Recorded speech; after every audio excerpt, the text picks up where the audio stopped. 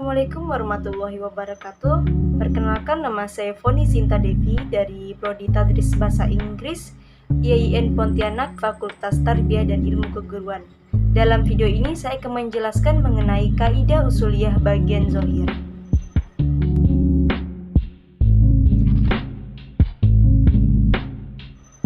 Zohir dalam istilah ulama usul fikih ialah sesuatu yang dapat menunjukkan suatu maksud dengan sigatnya tanpa memperhatikan pemahaman maksud dari yang bersifat khoriji atau eksternal, tetapi maksud tersebut yang dapat dikehendaki menurut asal dari susunan kalimatnya dan mengandung kemungkinan takwil. Dan dengan kata lain, selama sesuatu pembicaraan dapat dipahami maknanya, kalimat tanpa membutuhkan suatu korina atau tanda, dan maksud tersebut bukan merupakan tujuan asal dari susunan kalimatnya, maka kalimat itu bisa disebut dengan zohir. Seperti firman Allah pada Quran surah Al-Baqarah ayat 275. Firman tersebut itu zohir dalam menghalalkan segala macam jual beli dan mengharamkan segala macam riba.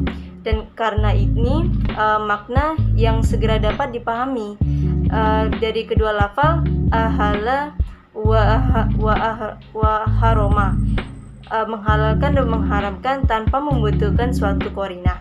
Namun, pengertian tersebut tidak bisa menjadi tujuan asal dari susunan ayat, karena ayat tersebut sebagaimana telah dikemukakan pada dasarnya disusun dengan maksud untuk meniadakan persamaan antara jual beli dan riba, untuk menolak orang-orang yang menolak mengatakan pada Quran surah Al-Baqarah 275 bahwa jual beli sama dengan riba, bukan untuk menjelaskan kedua hukumnya.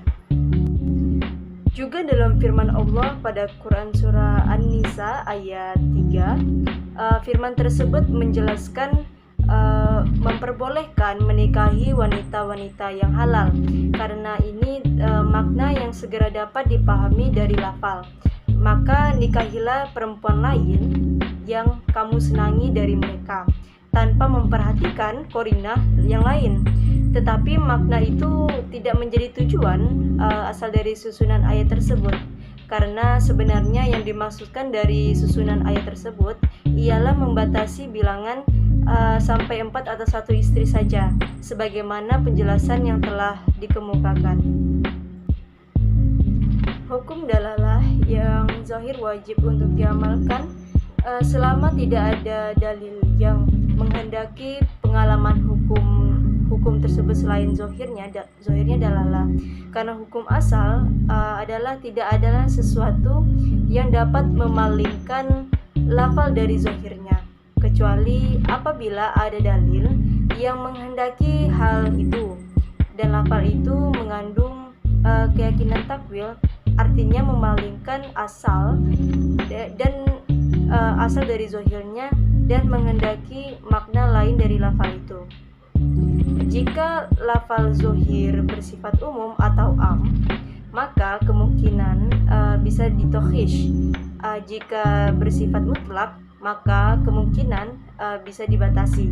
Dan jika berupa lafal yang menunjukkan hakikat, maka kemungkinan dapat dikehendaki menggunakan jazih serta hal lain dari berbagai aspek takwil. Di samping itu, hukum yang bersifat zohir atau jelas juga bisa menerima nasoh.